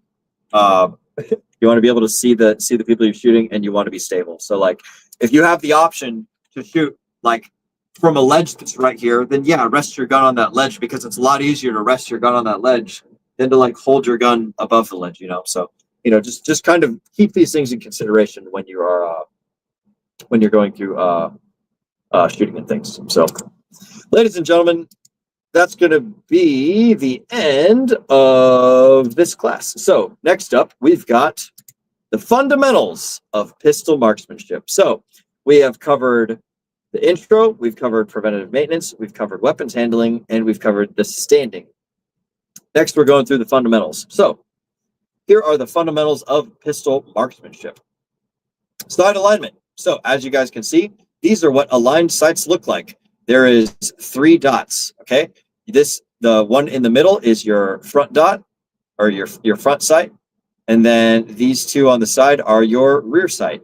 So it's essentially, it looks like this. So the front of your weapon is like this, and the rear of your weapon is like this. And when they're aligned perfectly, you've got a good shot that you can make. Oh wow, look at that. You guys can tell that I'm left eye dominant. That's funny. So that's what good sight alignment looks like. Bad sight alignment is anything other than this. Sight picture is when you have sight alignment and also a target to look at. So sight alignment is just the sights on the gun. Sight picture is the relationship between the sights and the target that you're shooting. So there you go. A precision shot. If you want to make a precision shot, then you have to slow down the application of the fundamentals, and it becomes way more important to get good sight alignment to make well-aimed shots. Focusing on the top edge of the front sight will get you better results than anything else. So as you guys can see, they're looking at the camera is focusing on the front sight, and the rear sight is kind of blurry, but you can still tell that it's there. If there was a target in this picture, then the target would also be a little bit blurry. The front sight should be clear and distinct, and the target will appear blurred. So there you go. Close range, shoot with both eyes open. Focus on an aiming area of the target to provide a good aiming point. The sights will appear slightly blurred, and the field of view allows the Marine to see the target and maintain sight picture. So yeah, you want to shoot with both eyes open when you're at close range. You can do a little bit more fancy stuff when you're at long range. Next up is trigger control. So with trigger control, skillful manipulation of the trigger is what causes the pistol to fire while maintaining sight alignment and sight picture. Excuse me. So trigger control is basically just a slow, steady squeeze on the trigger. None of this like jerking or shooting stuff where like sometimes people will pull the gun to the side when they pull the trigger in anticipation of the recoil. So people will try and undo the recoil with the trigger squeeze instead of just letting the recoil surprise them. So just be mindful of that and have good trigger control, which is just a slow, steady squeeze. Just imagine yourself like almost doing this to the gun. So because you have your hand wrapped around it, right, you're essentially making this motion without the thumb movement, right? So it's it's essentially this. So wherever your trigger falls naturally on the gun is generally the best place to put it. Some people will deliberately shoot with just the tip of their finger. I don't recommend it because I don't like it, because that looks a little bit ridiculous to me. And some people will duck their finger all the way inside, like as far as they can get it. And I don't think that's good either, because like then you have to like really like focus on getting your finger stuck inside there. My thing is just like the happy middle. So like wherever your trigger naturally falls or wherever your finger naturally falls when you put it inside that trigger guard is the place that I recommend people use it. Trigger finger placement. Hey, look at that. What we were just talking about. That's how you put your finger in the trigger. So there you go. And that's the fundamentals of the pistol thing. So bam, bam, bam, bam. Oh, yep. And that's it.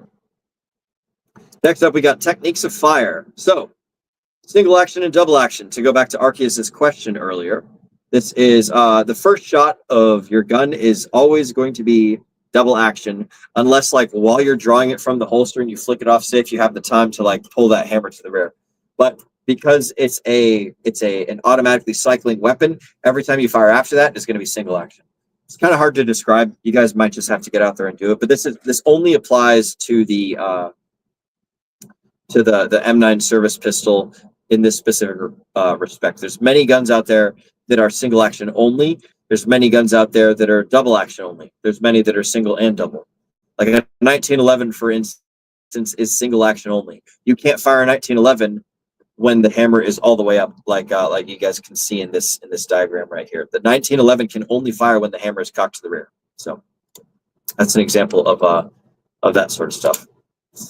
Double action mode. Double action shot requires approximately 9 to 16 pounds of pressure to move the trigger rearward.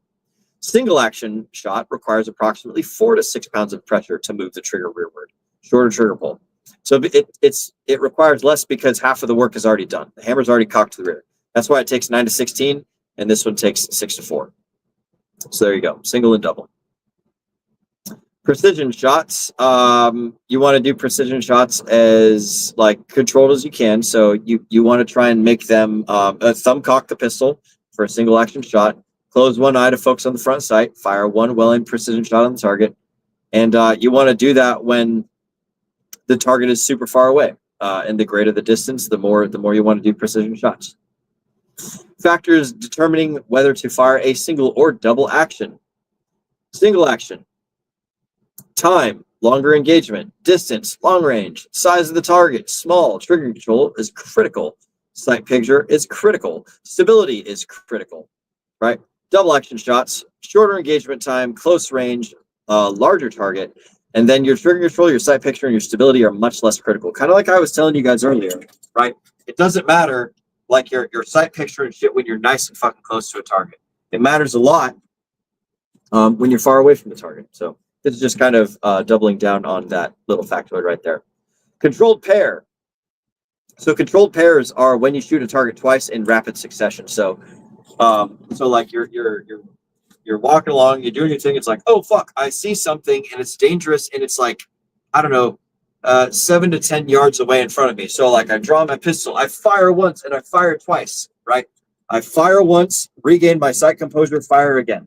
Okay, so that's like, oh no. Bam, bam, right? That's a controlled pair.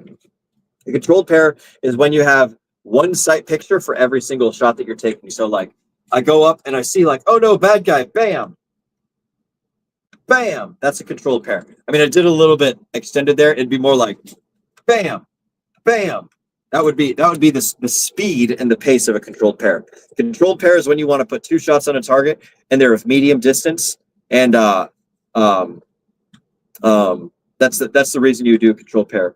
The other type of shooting twice is called a hammer pair. A hammer pair is like, oh fuck, bam bam, bam. Like a hammer pair is super rapid, quick succession. You only get one look at the thing that you're shooting at and you fire twice.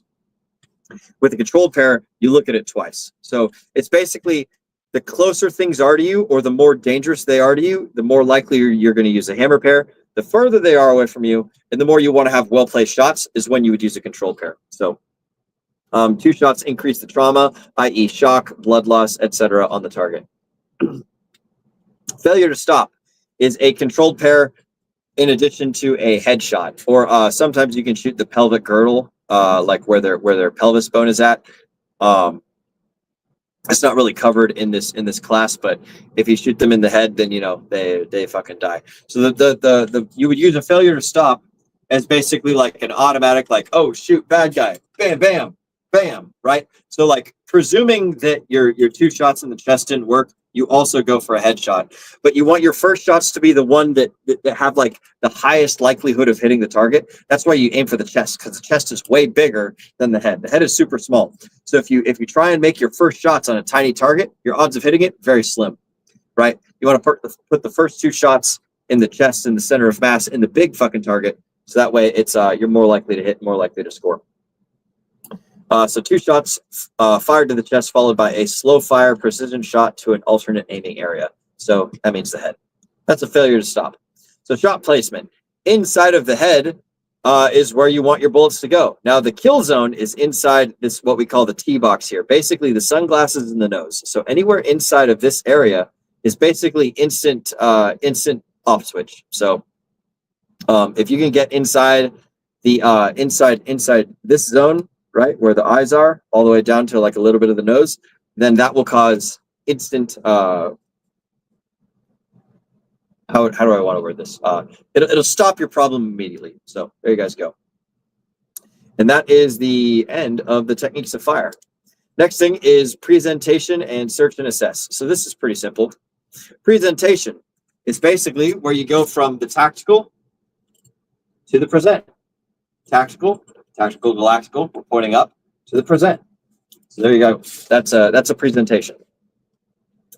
Presentation from the holster is like, oh no, I draw it, I tactical it, and I press it and present it.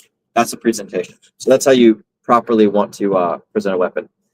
There's a couple ways that you can take the safety off when you're presenting. You can sweep it with your, oh goodness, my camera's fucking up. I need to make sure that everything's good. There's a couple ways you can take the safety off when you're drawing a weapon. One is you can flick it with your thumb, the firing thumb, as they're showing you in that first graphic, right? You can do this number right here where you flick it. Oh man, I'm going to turn off this. I'm going to use my other camera.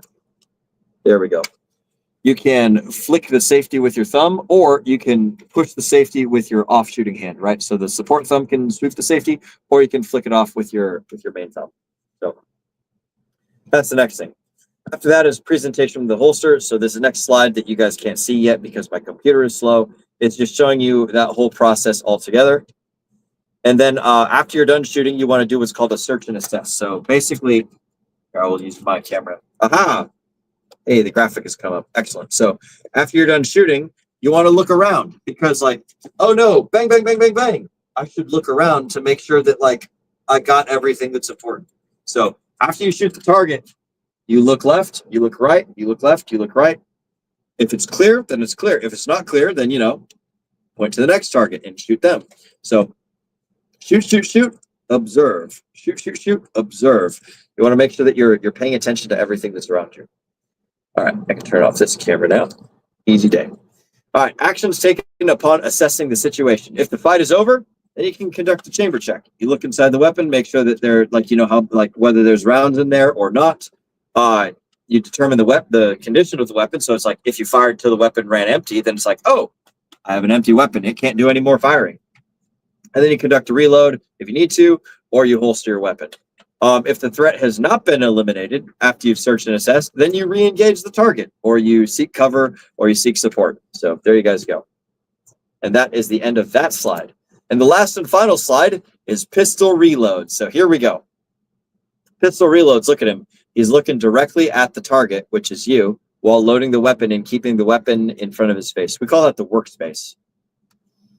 But there you go. You do a speed reload when the pistol runs out of ammunition during an engagement. So a speed reload is like bang, bang, bang, bang, bang, bang, bang. Oh no, the gun's run out of ammo. Put another magazine in, reload it. Okay. That's a speed reload. You want to do a speed reload when the gun runs out because you want to shoot more bullets, and that's the smart thing to do. Speed reload, and there he is doing a speed reload. Notice that he's keeping his eyes on target the entire time. That's a good way to do it. He is reaching down to where he knows his magazine is at, and then he puts the magazine in the weapon, sends a slide home, and points the weapon back at the target.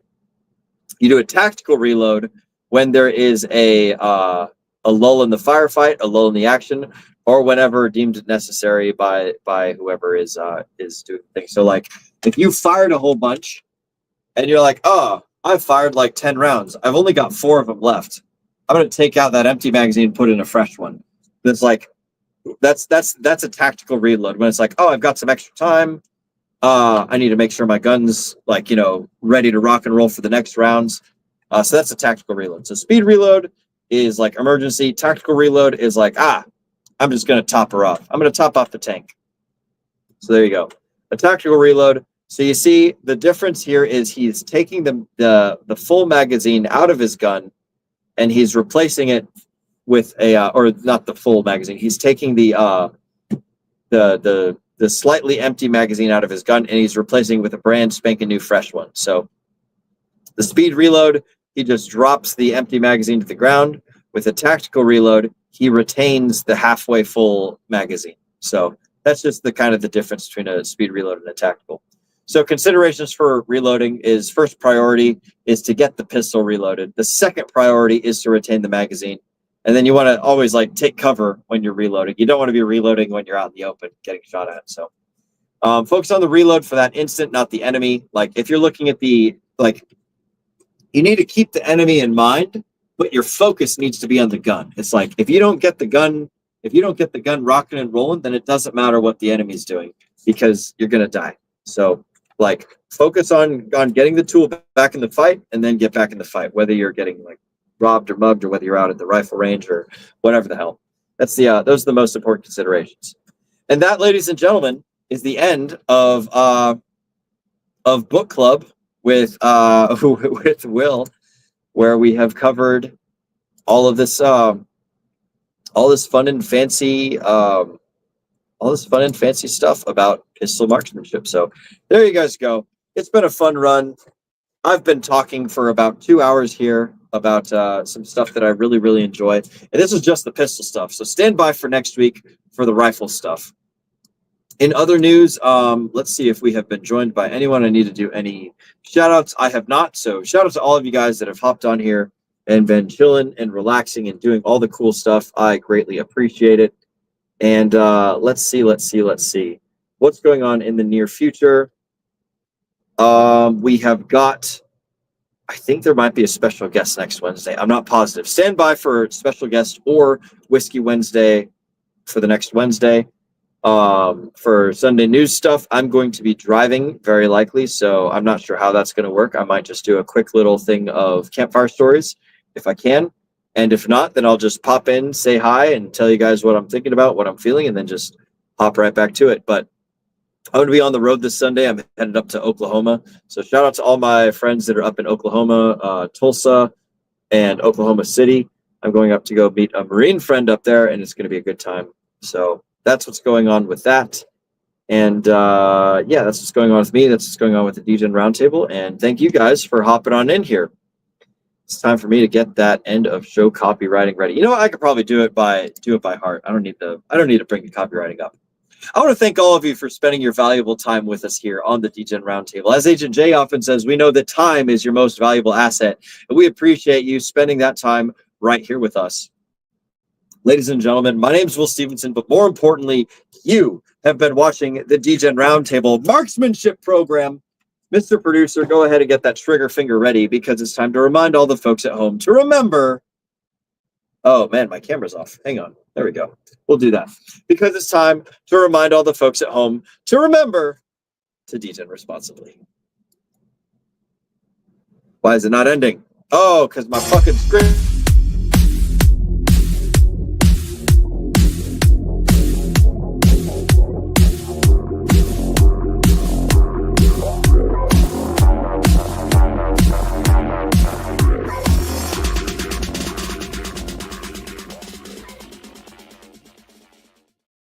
Did it end? Nope, we're still live. Son of a bitch.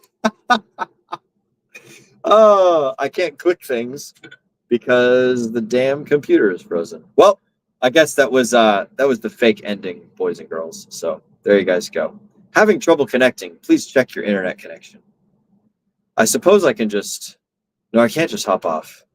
Well...